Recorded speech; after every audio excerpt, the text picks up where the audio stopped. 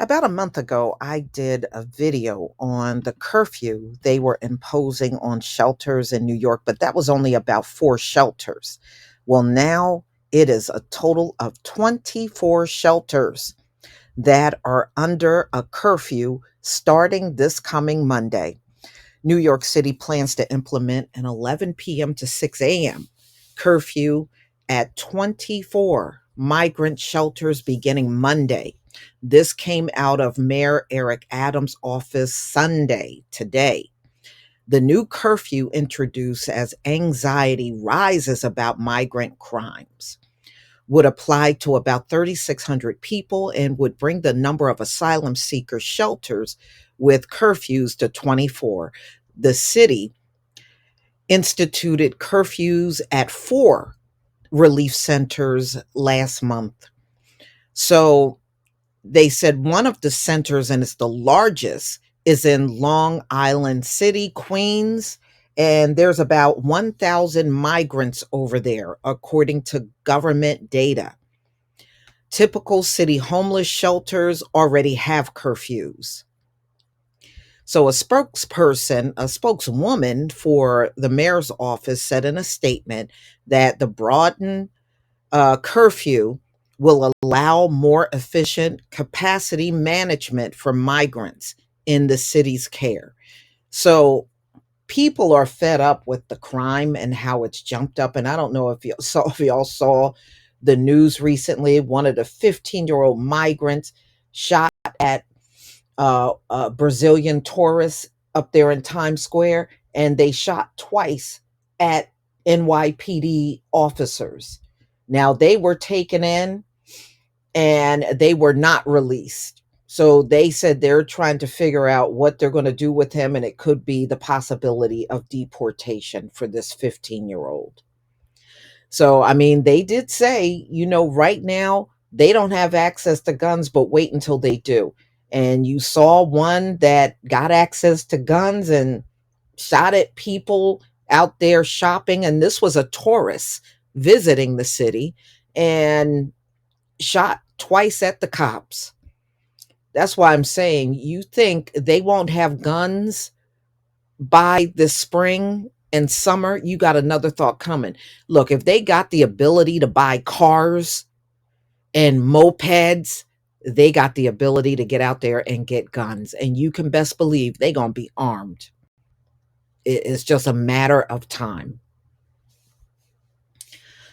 So the share of emergency shelters under curfew is relatively small. Adams administration opened more than 200 emergency shelters, due to the wave of migrants arriving in the city starting back in 2022. But the widening of the curfew rules comes after city officials publicly keyed on crimes linked to migrants who can appear stuck in difficult straits without access to work. But you know what? This is the city's fault. All over this country where you're having this problem, because it's not just New York and Chicago. They're having this problem everywhere these migrants are. And if they would just deport them back when they start doing stuff like that, committing crimes, you would drop the crime rate, because as fast as they commit a crime, you would be sending them back home. But the fact that they're not doing that gives them the confidence to believe it doesn't matter. They can commit all the crimes they want. They'll just get detained for a little while and then released back into the public. That's the impression that you're giving them. So why wouldn't they get worse? And that's exactly what they're doing. 3 days earlier, NYPD Commissioner Edward Caban has said that there was a wave of migrant crimes has hit New York City in recent months. Others have pushed back on the suggestion that is roughly 66,000 asylum seekers in the city's care are driving a significant increase in crimes. Studies have found that migrants are historically linked to significantly less crime behavior to native born Americans. Well, that's not the case this time around. That's not the case now. So, at a news conference in Brooklyn on Friday, Governor Hochul, she rejected the notion that migrants are driving a crime wave. Well, that's what the data is showing. So it doesn't matter what she rejects. The data is showing the crime is rising. So she goes on to say, we have 170,000 migrants who have come to the city. They're looking for a better life, she said. Yes, there are isolated incidents. Ladies and gentlemen, there are literally crimes in New York. Now, I'm talking about New York alone every single day from these migrants. And she's calling that isolated incidents. If it's happening on a regular basis, that's not an isolated incident. But you see how they downplay everything. And plus, she lives where she's not bothered by migrants. And see, that is the case with all of these politicians, including the ones up there on Capitol Hill. They don't have to interact with them, so they're not bothered by them. So, so she goes on to say, but I would not characterize that as a massive crime wave. Earlier in the week, City Controller Brad Lander said the police commissioner remark about the migrant crime wave represents a baseless Republican talking point.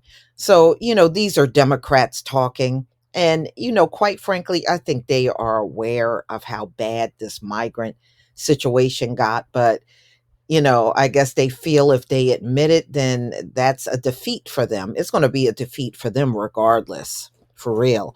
So they're blaming fear mongering from Republicans about the migrant crime, and that's absolutely not true. So, of course, individuals who commit crimes should be held accountable. Yeah, but they're not.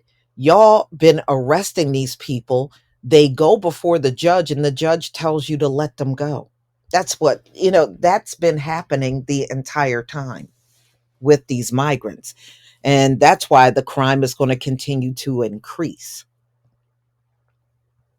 Like I said before, y'all, wait until the warm weather gets here. Just wait. So Landers said Adams, who has also highlighted the crime in New York City, it goes on. Of course, individuals who commit crimes should be accountable. And they said the evidence is clear that the migrants are less likely to commit crimes than native born residents. Uh-huh. So Adams has said overwhelmingly the majority of migrants are simply pursuing the American dream. They want to contribute to our society. Okay, by robbing and stealing and going door to door and begging for stuff, that's a contribution. Okay. And beating up on NYPD officers, I guess those are contributions too. My bad. So anyway, they said they fled because of political turmoil in Central and South America and then headed for New York City. Uh-huh. Which has a unique rule requiring those who need shelter receive it from the government. Some residents have reportedly complained about migrants begging for money in their neighborhoods near the shelters. New York City continues to lead the nation in managing this national humanitarian crisis, and that includes prioritizing the health and safety of both asylum seekers in our care and New Yorkers who live in the communities surrounding the emergency shelters have managed. So this is what they're claiming. Mm, mm. So y'all, just remember, as we're looking at the crimes rise and see the stories come out, and hearing from New Yorkers that are tired of these people. Remember, Eric Adams is trying to say it really ain't that bad. It's not that bad, y'all. Mm-mm. But, it's kind of contradictory for you to say it's not that bad. And then you went from 4 shelters under curfew to now 24 under curfew, but you want us to believe everything is fine. And it is stated in the article that the curfew is to curb the rising crime from migrants. And then you downplayed it towards the end of the article. This is why you can never trust a politician, y'all. You can never trust them. Please leave your comment and subscribe. Don't forget to hit on the notification bell, and I'll see you on the next video. Peace, family.